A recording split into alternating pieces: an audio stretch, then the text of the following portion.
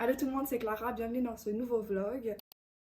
Il est, je crois, 11h30. J'allais me faire à manger. À 13h, j'ai un examen. Ce qui fait qu'il faut que je mange avant. Et sauf que l'école est un peu loin de chez moi. Du coup, faut que je m'y prenne à l'avance. Mais avant de me faire à manger, je vais vous présenter les livres que je suis en train de lire. Et j'ai des choses à dire. Je suis en train de lire Adoptive Love de Gaia Alexia. J'avais pas prévu de lire ce livre de base parce qu'il est quand même assez vieux. Il date de 2017 si je me trompe pas. Et en plus, il avait reçu certaines critiques, mais en fait, je l'avais trouvé en second main et je me suis dit, why not? On va essayer. Et c'est quoi ce livre? C'est... Non, non. On va suivre Tigane qui est un orphelin et qui se retrouve dans une nouvelle famille d'accueil. C'est sa dernière chance avant qu'il aille en prison. Il doit vraiment se tenir à carreau. Il tombe donc dans une famille qui a pas mal d'argent. Et dans cette famille, il y a une jeune fille qui s'appelle Elena. Il y a une genre de friction qui va se créer entre eux. Ils vont se détester. En fait, dès le début, ils vont se détester. En fait, la particularité de Tigane, il a énormément de mal à communiquer avec certaines personnes. Et autant vous dire que quand il arrive dans une nouvelle maison, en plus, il a un look assez spécial, le stéréotype de la racaille. Donc, il est habillé tout en noir, il a des tatouages partout, il fume avec ce côté désinvolte. Ils se détestent, mais leurs chambres sont à côté. Ils doivent partager un espace de vie qui est la salle de bain. Donc, ils se voient souvent et on va dire qu'au fur et à mesure, leur relation évolue. J'en suis que à 222 pages et c'est quand même un gros livre. Vraiment, il est énorme. Genre, je sais pas ce qui va se passer là dans les 400 autres pages que je vais lire. Le truc que je n'aime pas du tout et qui vraiment m'étonne, ou en tout cas, j'avais pas ce souvenir-là, c'est que en gros, j'avais déjà lu sa saga du marchand de sable à Gaia Alexia que j'avais beaucoup aimé. Alors oui, ça remonte à vraiment une couple d'années, mais je me souviens avoir eu un bon souvenir. En fait, le truc, c'est que en fait, je le savais déjà quand j'allais rentrer dans ce livre, c'est qu'il y a de la grossophobie dans ce livre. Mais c'est malaisant. C'est à quel moment est-ce que on a pu laisser passer ça au niveau de l'écriture? Genre vraiment, je n'en reviens pas. Et autant vous dire qu'on en a à tous les chapitres. Je savais que ce livre avait ça comme défaut, mais je m'attendais pas à ce que ça soit autant. Genre vraiment, il y a des passages, je suis choquée que genre on ait laissé passer ça. En gros, il y a un des personnages au début, Solis, qui est celle qui s'occupe un peu de Tigane, qui s'occupe de le placer dans les maisons d'accueil. Et en gros, elle est enceinte. Voilà, normal. À tous les chapitres, Tigane est obligée de dire comment elle est enceinte, comment elle est grosse, comment elle voit pas ses pieds, comment elle est énorme. C'est bon, on a compris, elle est enceinte. T'inquiète, tu dis elle attend des bébés, voilà, on passe à autre chose, t'inquiète. Il y a Elena aussi qui était prête à insulter quelqu'un en mode de gros lard et tout. Genre, non, non, tu fais pas ça, meuf, non. Elle est plate comme pas possible, c'est moche, et ce bikini rose poufias, je n'aime pas du tout. Il n'y a rien à attraper sur elle, trop maigre, c'est moche, un entre-deux, c'est bien, ni trop, ni pas assez. Non, arrête, arrête, tu me gênes. Beaucoup de personnes qui le mettaient en avant, comme quoi il était super cool, et voilà, sans souligner cet aspect-là. J'hésite même à ne pas le finir, mais en fait j'ai un problème que j'arrive pas à ne pas finir mes livres. Du coup, je continue, mais ça reste que pour moi c'est violent à lire. Genre vraiment, moi ça me dérange. Donc je vais continuer. Si vraiment au bout d'un moment je vois que ça empire, bah, bien sûr j'arrêterai. Un autre livre que je suis en train de lire et qui est totalement différent, et ça va être Lettre à un jeune poète de, et là c'est sûr que je vais mal le dire, je crois que c'est Rainer Maria Rilke, ou Rilke, ou Rilka, je ne sais pas. En fait, j'ai découvert ce livre, parce que c'est pas le genre de livre que j'ai l'habitude de lire, mais je l'ai découvert sur la chaîne d'Emma, c'est un de ses livres préférés. Je trouvais qu'il me donnait envie, il est quand même assez court pour un classique, donc je trouve que c'est vraiment parfait quand on n'a pas l'habitude, ça casse la routine une fois de temps en temps. Là, j'en suis à la page 40, 40. Donc voilà, en fait je lis une dizaine de pages par jour. Je vais vous lire la quatrième. C'est un jeune homme qui lui demande s'il doit consacrer sa vie à la poésie. Rainer Maria Rilke, âgé de 28 ans, adresse un véritable guide spirituel. De 1903 à 1908, il revient inlassablement sur les questions essentielles qui se posent aux poètes, aux créateurs. Ces dilettes sont à la fois un moyen d'accès privilégié à l'univers de Rilke et un manuel de la vie créatrice de portée universelle. C'est quand même assez original et moi j'ai un lien avec les lettres, j'aime beaucoup en fait les lettres. Je trouve que ça permet d'être dans la tête de quelqu'un d'une manière qui est quand même assez différente. Je trouve que les lettres ont un pouvoir assez spécial et on ressent aussi beaucoup d'honnêteté. On ressent que Rilke, vraiment, il voulait donner les meilleurs conseils à ce jeune homme qui commence dans la littérature. Je trouve que, techniquement parlant, ça passe de très beaux messages, c'est très bien écrit. Et une dizaine de pages par jour, je trouve que c'est parfait et c'est super intéressant de s'en inspirer et juste d'en apprendre un peu plus sur l'auteur.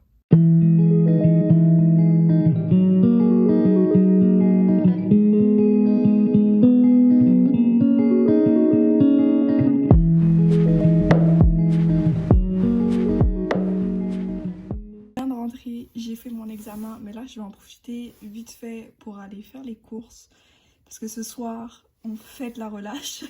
Donc il me faut quelques trucs et aussi quelques trucs pour tenir jusqu'à ce que je sois à Toronto. Donc avant que je vous reprenne, on va aller faire les courses.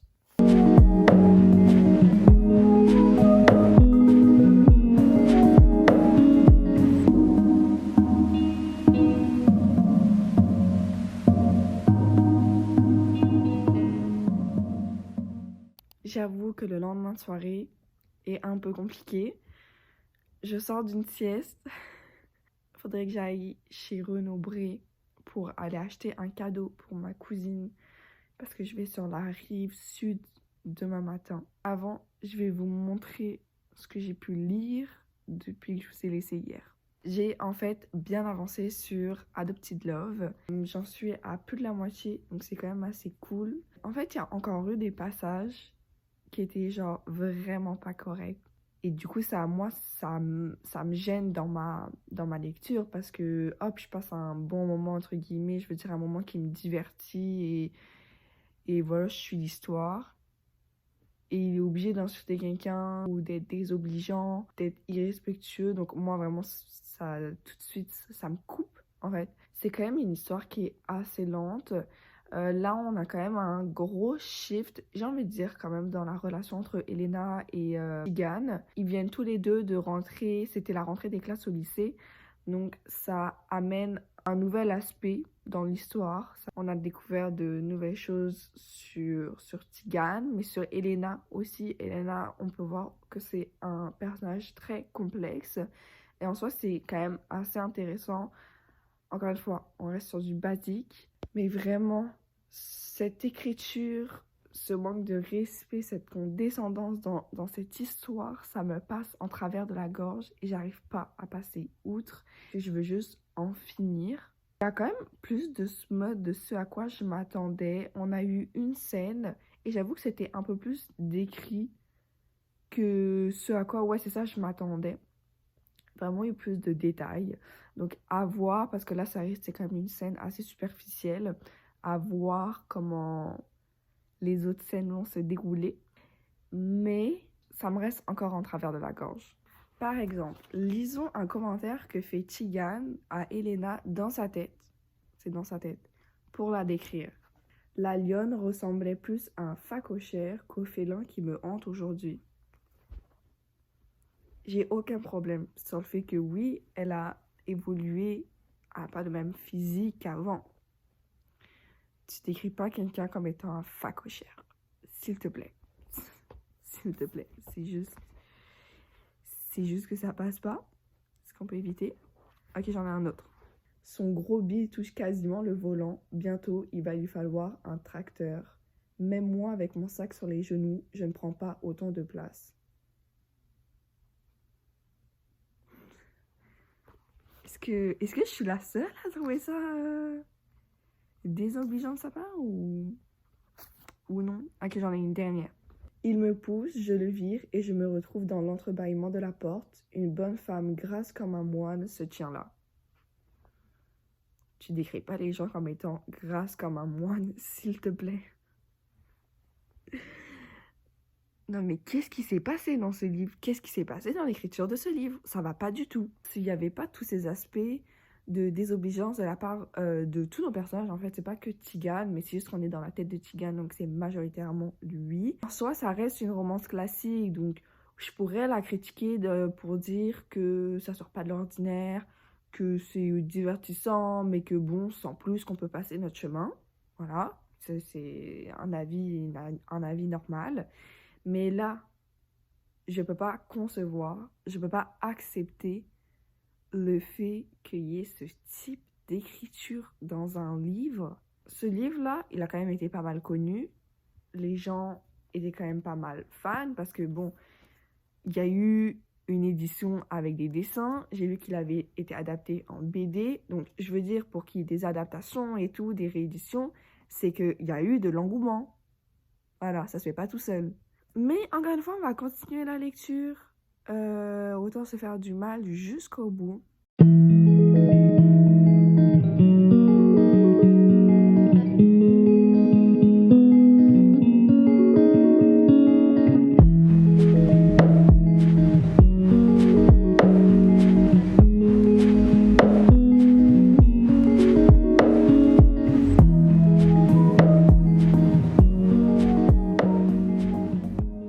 Bon dimanche, il est 9h, presque 9h30.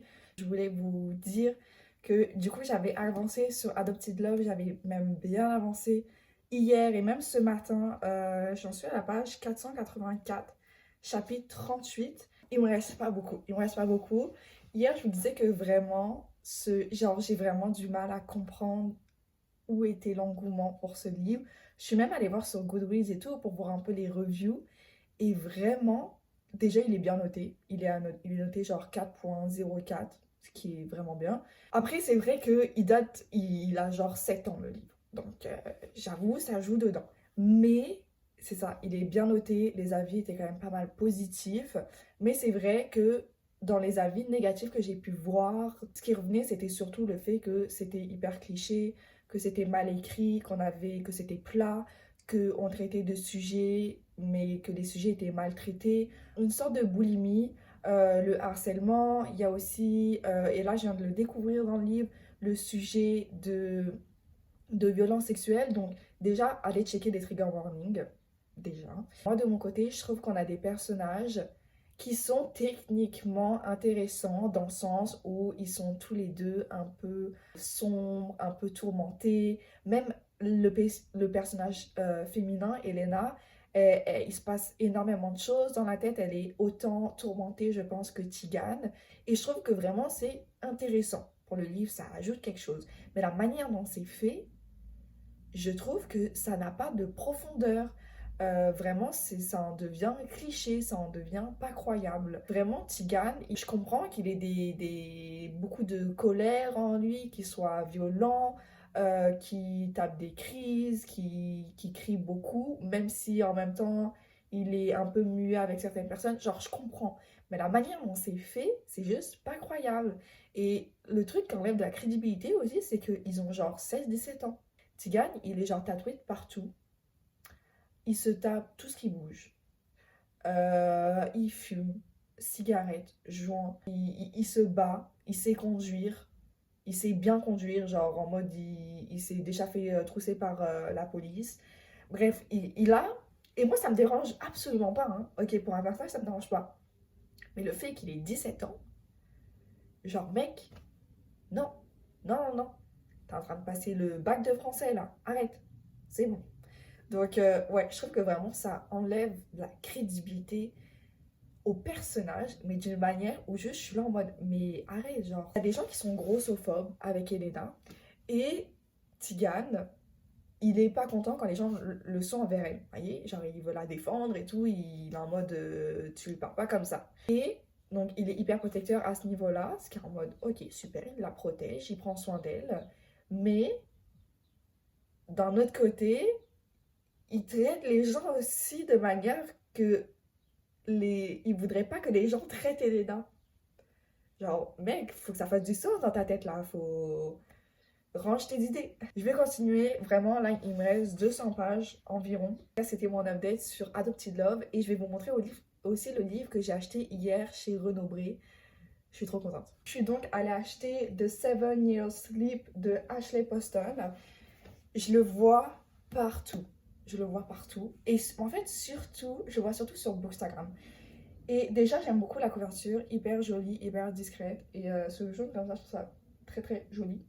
Et en fait, c'est la même autrice qui a écrit The Dead Romantics, que j'ai pas lu, qui me tente un peu, mais que j'ai pas lu, qui est quand même assez célèbre. Et en gros, dans celui-là, on va suivre notre personnage féminin principal va rencontrer un gars qui lui plaît beaucoup, mais qui est 7 ans dans le passé. Et elle est 7 ans dans le futur, vous voyez. Du coup, c'est un peu parce qu'elle rentre dans une maison et cette maison, elle est un peu spéciale. C'est vraiment un topo hyper, hyper simple, je trouve, comment je le dis.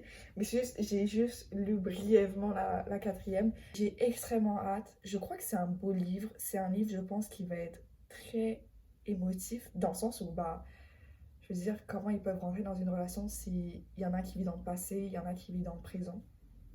Donc j'ai très très hâte de le lire. Je pense pas le prendre avec moi à Toronto, mais j'ai juste très hâte. Il est quand même assez court. Il fait 324 pages. Donc voilà, ça va être... Je pense que ça va être une super bonne lecture. Et vraiment, cette couverture, j'aime beaucoup.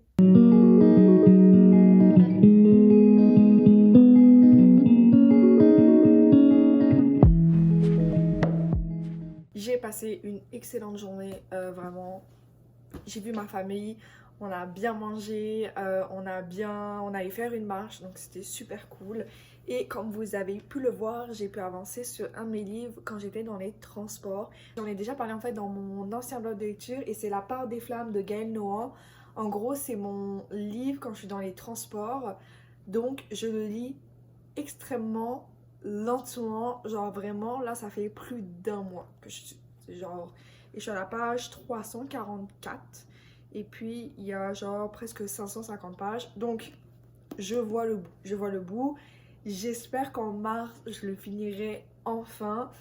Pour vous donner un mini setting, c'est un livre qui est basé sur le bazar de la charité. Donc on est au 19e siècle et plus précisément en mai 1897 quand le bazar de la charité prend feu et en gros on va suivre un peu ce qui se passe un peu avant, un peu après, un peu pendant. Donc voilà, pour vous donner une petite idée, c'est pas ce que je lis d'habitude, mais ça fait le job quand je suis dans les transports. Et puis là, j'ai pu avancer de quelques pages. Voilà, on a grignoté un petit peu. Et c'est ça, j'espère vraiment pouvoir le finir en mars. Quand je suis rentrée, j'ai filmé ma vidéo, j'ai filmé mon bilan lecture de février. Ça va sortir un peu en retard, mais ça sera déjà sorti quand ce vlog sortira. Donc si ça vous intéresse, je vous laisse aller checker ça. Ce soir, je vais aussi continuer sur Adopted Love. Voilà, comme je disais, il me reste un peu moins de 200 pages. Je pense pouvoir le finir demain matin. Ou en tout cas demain, pour sûr, pour sûr, pour sûr. Et en fait, je me suis rendu compte, bon, j'ai rien d'autre à dire parce que je n'ai pas avancé, mais je me suis rendu compte qu'il y a le nouveau livre de Jen Gary qui sort mardi, je crois, L'Aube écarlate. Et je pense que je vais prendre ça sur ma liseuse pour le train quand je vais à Toronto. J'ai tellement hâte. Jen Gary, c'est une de mes autrices françaises préférées. J'adore ce qu'elle fait, j'adore. Coup de cœur pour Attirance criminelle, incroyable. Et là, elle sort, c'est sa nouvelle saga, donc là j'ai trop hâte. Puis je vous reviens dessus si finalement je vais lire ça pendant le train. Mais je voulais aussi vous présenter les 2 livres, bah en tout cas que je pense pour l'instant prendre avec moi à Toronto. J'avais envie de prendre A Fire in the Flesh de Jennifer L. Armentrout. C'est le tome 3, si je ne me trompe pas, dans la série Compagnon de From Blood and Ash. Mais on est des années et des années en arrière. Je suis dans un mode de fantasy. Parce que là, avec Adopted Love, moi, la romance, j'en ai au-dessus de la tête. Non, je déconne, c'est faux. Mais c'est juste que là, Adopted Love, il m'a mis dans un mood genre... on va rattraper ça avec de la fantasy. Et aussi, je pense que je vais prendre L'Armée des Ombres de Joseph Kessel. Si vous le saviez pas, j'ai l'impression que je le dis à toutes les vidéos, mais j'ai vraiment un truc pour tout ce qui est lié à la Seconde Guerre mondiale et notamment les livres parce que je suis trop sensible pour les films, les séries, les documentaires. J'ai du mal avec les images et je trouve ça très violent. Donc à travers les livres, c'est pas mal et pour le coup, lui, il est genre vraiment court. En fait, je pensais le lire dans le train, mais vu qu'il y a l'Aube écarlate, donc je pense quand même le prendre. Il est très court et en gros, c'est sur la résistance française pendant la Seconde Guerre mondiale. Donc ça m'intéresse de fou. Je sais qu'il y a le film aussi qui est sorti il y a un bout de temps. Je me demande si c'est pas dans les années 70 qu'il est sorti. Donc voilà, pour l'instant j'ai le livre, donc très hâte de voir ce que ça donne. Et de toute façon, je vous reviens dessus.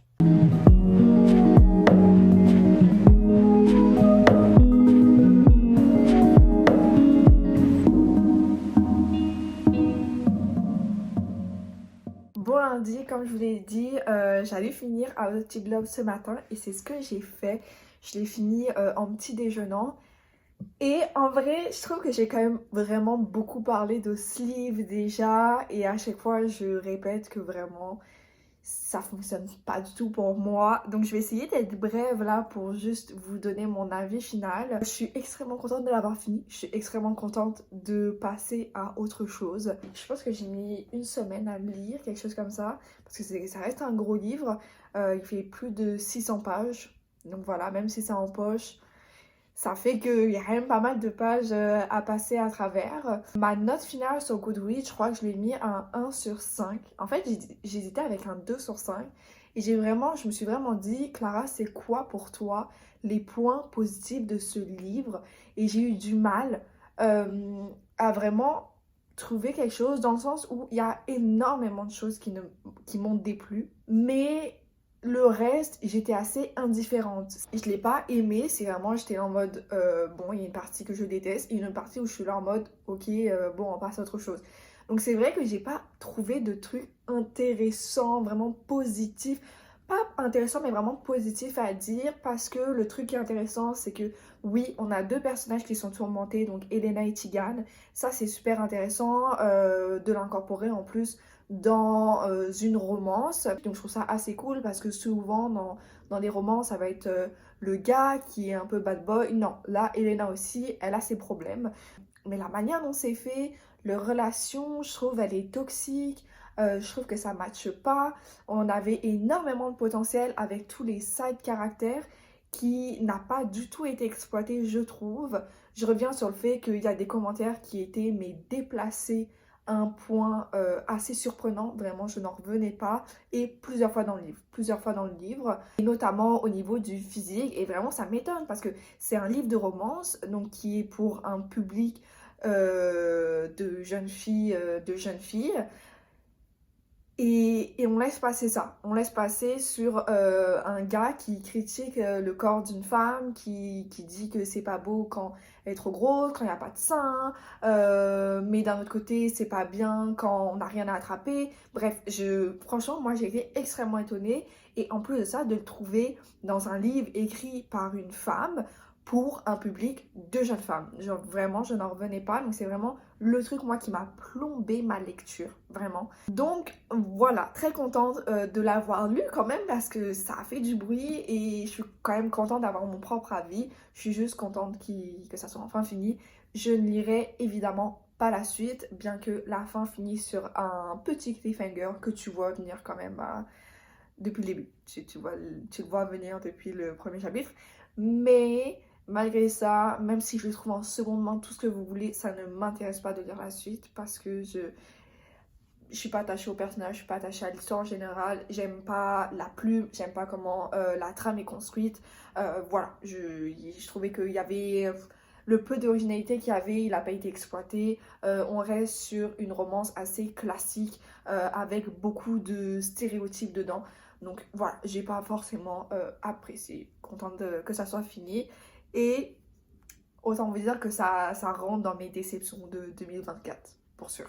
Je vous parlais de l'Aube écarlate hier. Et en fait, je pensais qu'il sortait demain, pile quand je prenais le train. Mais en fait, il sort mercredi. Donc, je vais lire ça pendant le train. Et mercredi, je me jette sur ma liseuse pour aller acheter l'Aube écarlate de Jen Guerrieri. J'ai très hâte. Mais sur ce, j'ai un rendez-vous là où je dois aller et je travaille ce soir. Donc pas vraiment de lecture qui s'annonce. Je vous reprends sûrement demain. Juste avant de partir à Toronto, j'ai fait mon sac là tantôt. Je vous prendrai le matin, pas pendant, mais je vous montrerai peut-être les paysages. Et puis je vous reprendrai mardi soir quand je serai arrivée.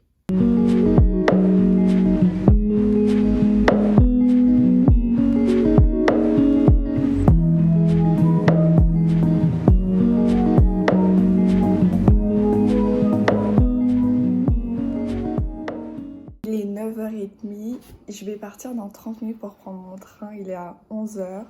Je suis genre à 30 minutes de la gare. J'ai tellement hâte de partir. Par contre, il fait super beau. Je sais pas si on peut le voir avec la lumière autour de moi, mais il fait extrêmement beau et on est dans les positifs. Il fait genre 7 degrés ce matin, ce qui est assez fou. C'est vraiment... c'est n'importe quoi. Mais on va pas se plaindre non plus. Donc j'ai très hâte et je vous parlerai ce soir quand je serai arrivée parce que j'ai commencé un autre livre, genre le livre de Jennifer L. Armentrout. Et ça commence bien, ça commence avec beaucoup d'action. Et j'ai pas l'habitude, après là c'est le 3e tome, donc c'est normal qu'il y ait beaucoup d'action. Parce que c'est pas un tome introduction, mais c'est juste genre vraiment, dès la première page, il y a de la baston. Donc ça met dans l'ambiance. Mais honnêtement, je suis trop contente d'être retournée dans l'univers et j'ai très hâte de lire la suite parce qu'il y a beaucoup de... Je pense qu'il va se passer pas mal de choses dans ce tome-là. Donc j'ai très hâte. Et puis je vous reprends après. Je vais aller faire 5 heures de train. On va travailler, on va lire, on va manger et on va être arrivé. Et j'ai trop hâte.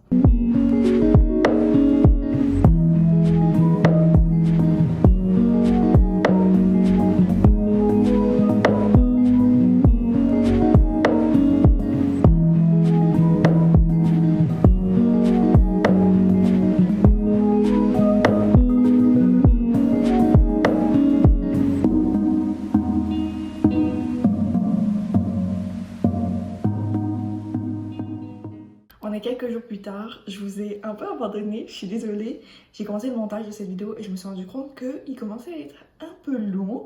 Donc je vais le finir, en tout cas juste pour vous dire que je suis bien arrivée, que j'ai pu un peu avancer sur ma lecture mais pas trop. Mais je vais vous faire un petit update et puis je vais fermer ce vlog. Aujourd'hui est la sortie du nouveau livre de Jen Guerrieri, comme je vous en ai parlé, L'Aube écarlate. Je l'ai sur ma liseuse, il me manque plus que de le commencer, j'ai tellement hâte. C'est un monde un peu genre à la Peaky Blinders et tout, et c'est une de mes séries préférées, donc j'ai si hâte. J'ai trop hâte. Donc je vais commencer ça le plus vite possible. Et j'ai continué aussi A Fire in the Flesh dans le train, mais aussi le soir, ce matin. Et j'avoue que ça commençait avec beaucoup de bastons, mais genre là on a un down. Et ça fait genre 150 pages où on s'ennuie un peu. Vraiment, on va suivre Serafina et Nyktos, qui est le primal de la mort. Et en fait, lui, il est vu comme étant le méchant dans l'histoire, comme étant il assassine tout le monde. C'est lui qui est la cause de tout le mal qu'il y a dans le monde. Et Serafina, elle est née, elle a été éduquée pour venir l'assassiner grâce à son expertise sur comment se battre, comment séduire, etc. C'est pas aussi bien que From Blood and Ash, genre vraiment cette série elle est dans mon cœur, mais elle est quand même très cool, c'est une romantésie assez classique, franchement rien de fou, mais moi j'adore. Donc bref, tout ça pour dire que dans ce vlog de lecture, j'ai pu finir Adopted Love de Gaia Alexia, que j'ai détesté, 1 sur 5. J'ai continué L'être à un jeune poète. Je pense que j'en suis à la moitié. Super inspirant, pas mon truc mais super inspirant. Et j'ai commencé A Fire in the Flesh. Là j'en suis à la page 158. Donc on avance lentement mais sûrement. Et j'ai très hâte de vous parler la prochaine fois de L'Aube écarlate de Jen Guerrieri. J'espère que ce vlog vous aura plu. J'étais très contente de vous avoir pour mes premiers jours de relâche. Je vous souhaite une bonne journée, bonne soirée, tout ce que vous voulez. Et je vous retrouve la semaine prochaine pour une prochaine vidéo. Bye!